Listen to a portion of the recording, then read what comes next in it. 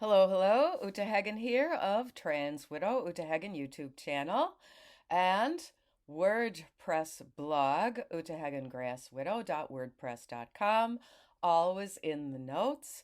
And the blog is where the contact form is located to contact me if you wish to fill out my survey for data on trans widows, which is called 20 Questions to Ask a Trans Widow, or if you want to tell me about some other situation where trans world has affected you. These are Jowie Winnie dahlias, and we're going to keep them a little bit in the screen. I'm very pleased with them because I have two of them now. I divided them, and the bulbs are big enough to give me quite a lot of flowers for these cut flowers. And back here, what I have is a bouquet of the ornamental onion flowers called allium, and some rudbeckia, which are black-eyed Susans, and then the spiky thing in the back is called Culver's root, and those are all from what I call my meadow beds. And I can report to you that I have hummingbirds coming every day, at least one pair of them, and I'm going to try to take the computer outside and see if I can get them in the background. Today's video is a little collection of updates. The first one is what I regard as very, very good news. This is from Lior Sapir of the City Journal. He's a fellow at the Manhattan Institute. And there's a significant shift within the American medical community regarding so-called gender-affirming care, in other words, sex trait modification medical treatments for minors.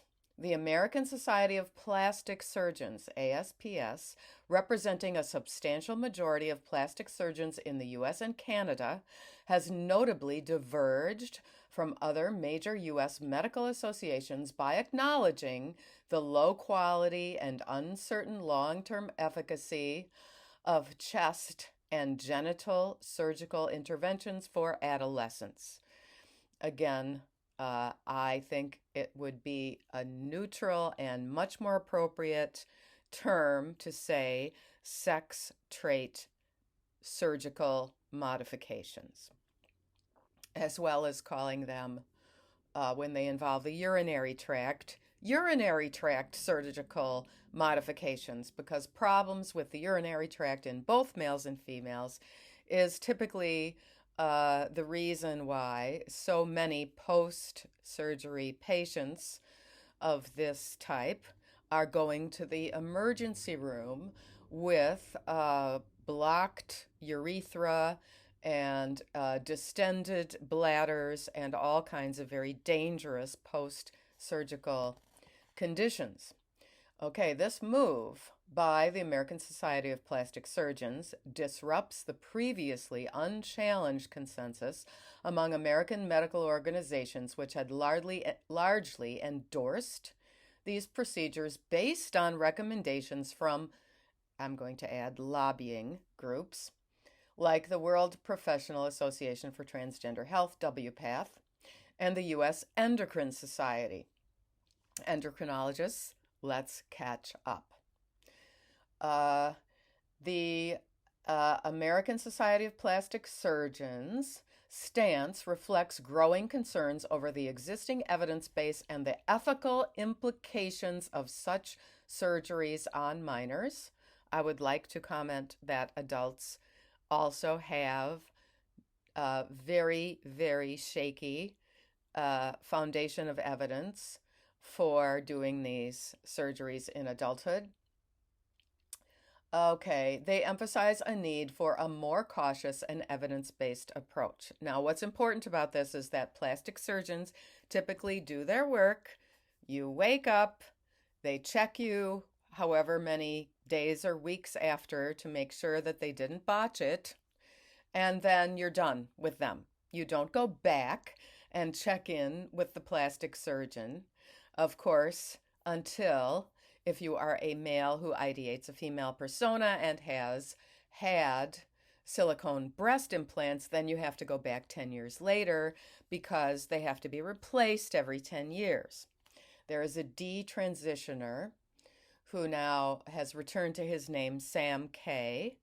I don't know if the channel is still there, but he had a YouTube channel called Call Me Sam. He describes in detail the surgery that he underwent in Scotland, where he lives, to remove the breast implants. And because they had been in there so long, it was a very complicated procedure.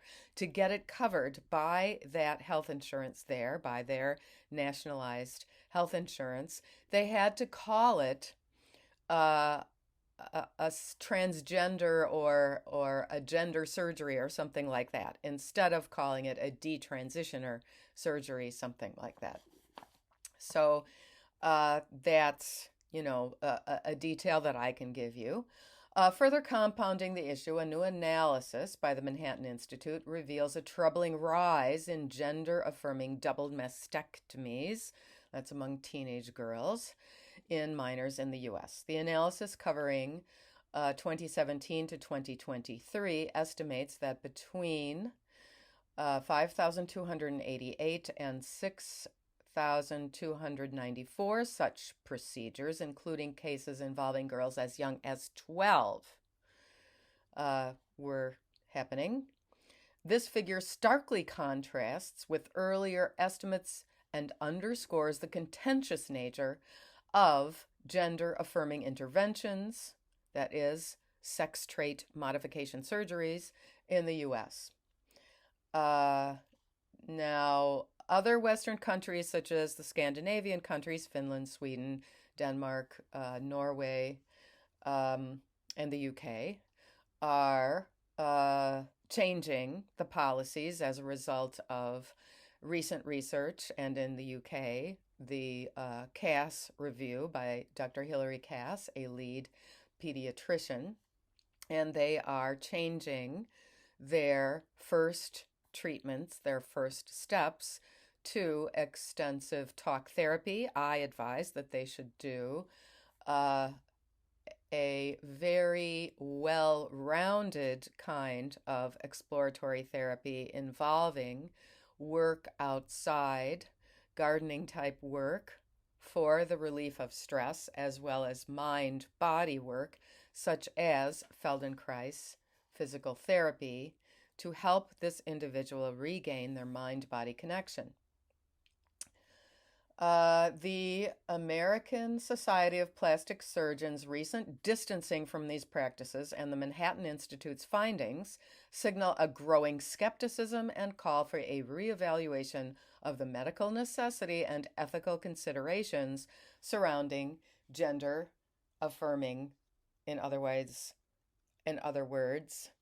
sex trait modifications for minors. And the reason these changes for minors are so opposed by the cross-sex ideation cult is that once you find it's on shaky ground for kids, you have to start questioning, why is it all right suddenly if you're over 18?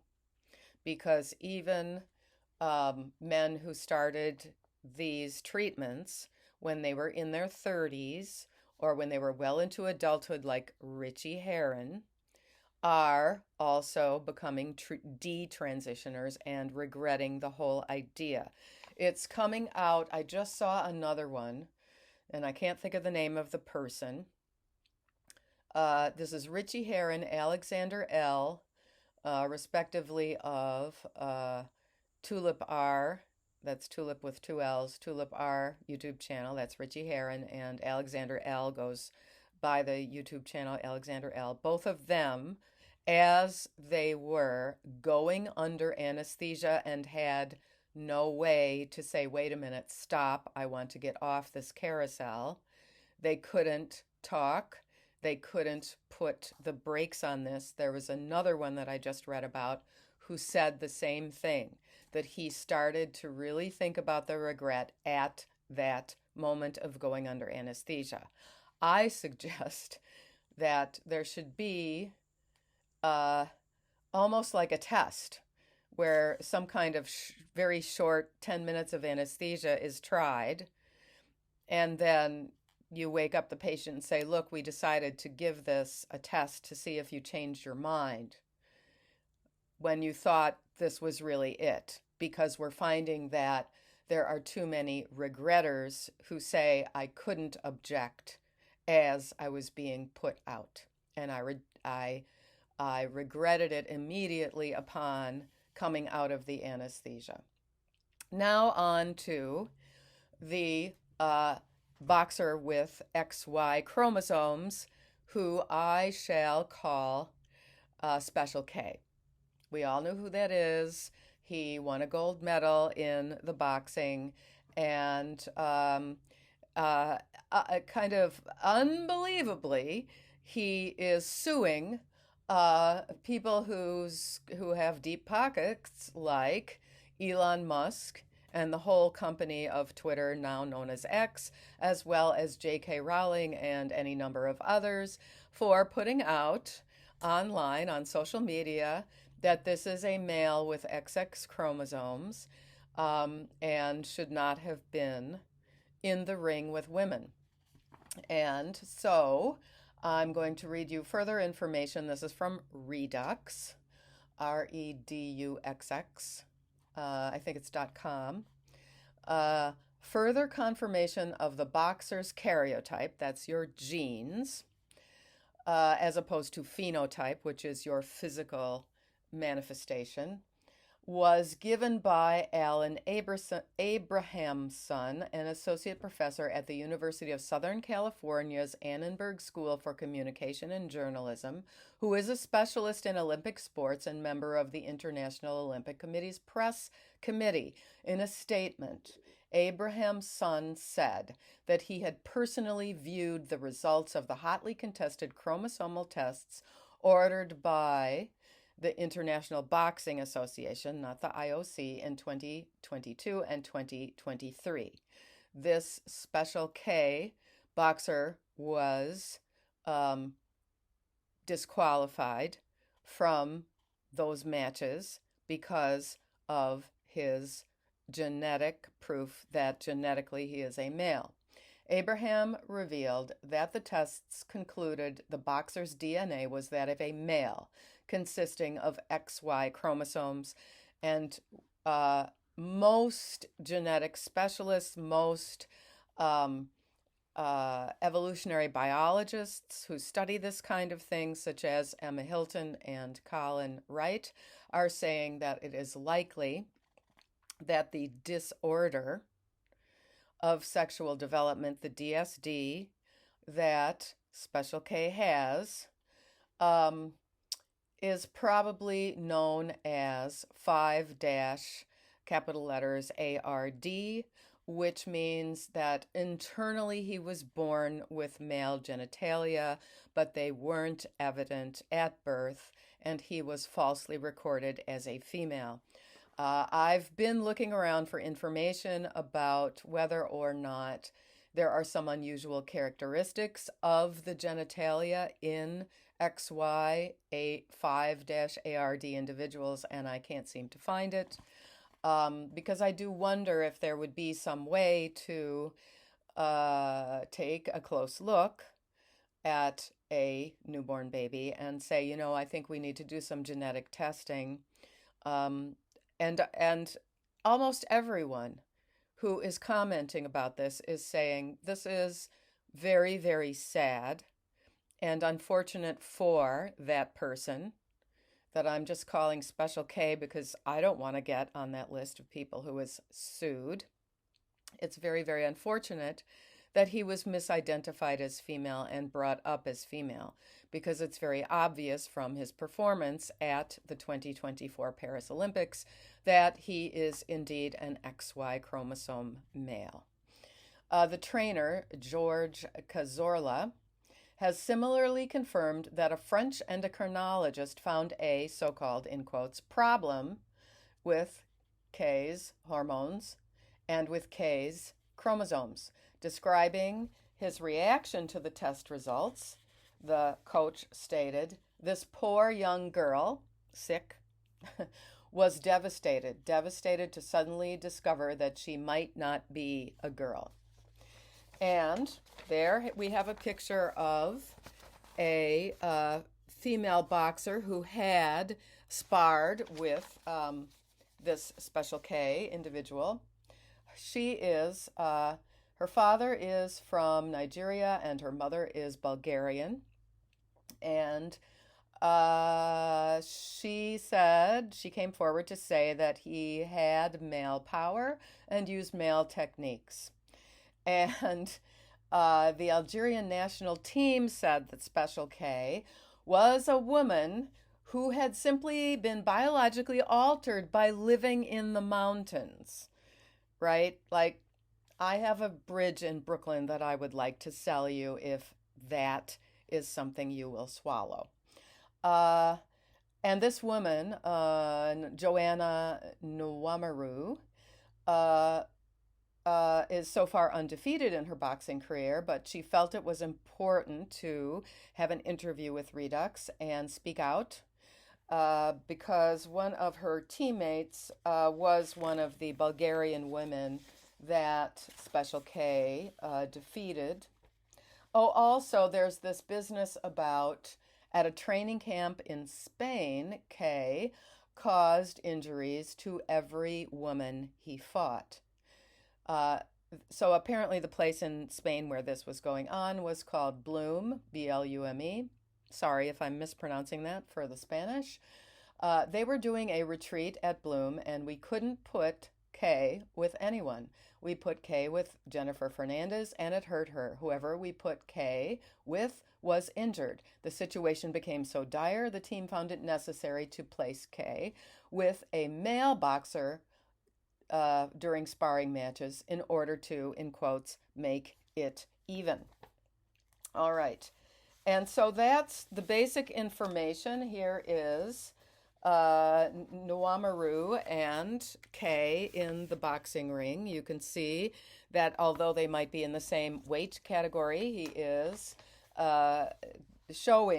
exhibiting male body build and the taller height.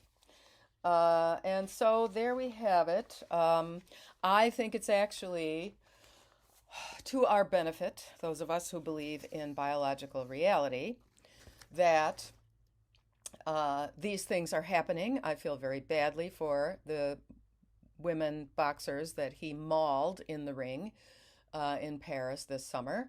However, I think that more and more people are getting piqued.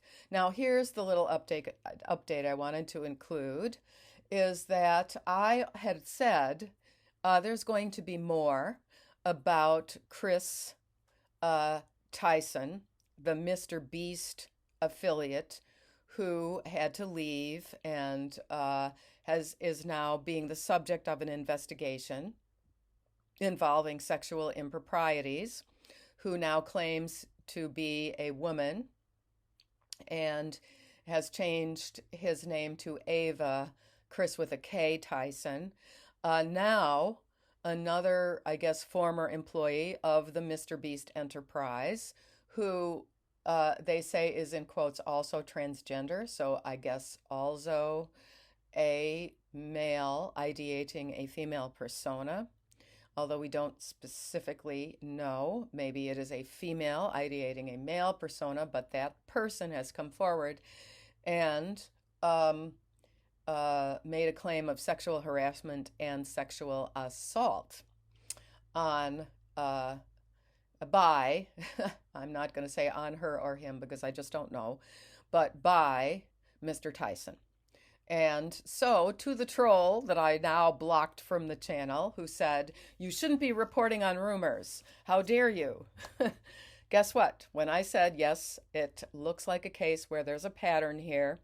He had sent pornography to numerous underage young males and met an underage young male who was old enough to drive in that young fella's family's camper, someplace out in rural Virginia or somewhere, which is completely inappropriate. And it sounds like more and more might be uncovered by that investigation. So there you are. It's challenging to have to say that I am unhappy that I've been proven right. But what I say is, I am happy when the truth comes out.